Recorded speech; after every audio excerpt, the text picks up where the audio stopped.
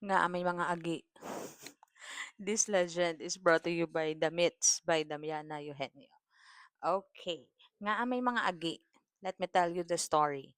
Okay, one time kuno si Jesus kag si Peter nagapanglakaton sila, naga-preach sila sang gospel. Tapos siyempre naabtan sila init sang adlaw ug na nagkakita sila isa ka hut, isa ka payag nga gamay. So they decided na mapahuway to sila.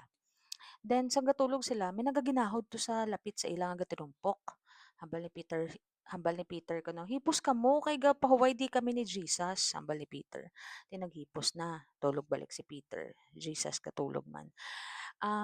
Dugay na ginahod naman kuno, nagatinumpok ang nagaginahod. Sa kaugot-ugot kuno ni Peter nga hindi sila katulog ni Jesus, ginkuhaan niya kuno sword, espada, ang mga tao kang pang-utdan ulo.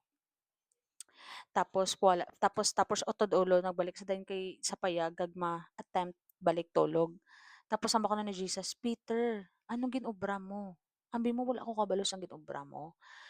Ipangbalik 'to ang ulo sang mga tao, pangbuhi ato sila tanan. Ano man na imo temper man," hambal ni Jesus. So nahuya si Peter, siyempre mapati sa siya master. Ginpangbalik niya kuno ang ulo dali-dali sa mga tawo. Kaso pagbalik kuno ni Peter sang ulo, ang iban kuno nga ulo sang babayi nabalik niya sa lawas sang lalaki. Ang iban kuno nga ulo sang lalaki nabutang niya sa lawas sang babayi. Kay gadali-dali sa gani kay sugo sa iya master. So nabuhi tod ang iyang mga ginpangot-an ulo, pero amo na kuno nga may mga homosexuals, may mga agi kag tomboy. Kay actually mga ulo sila nga nasala butang sa lawas. So ang ulo sang babayi nabutang ni Peter sa lalaki, ang ulo sang lalaki nabutang ni Peter sa babayi. That's the reason kun nga may mga agi kag tumboy.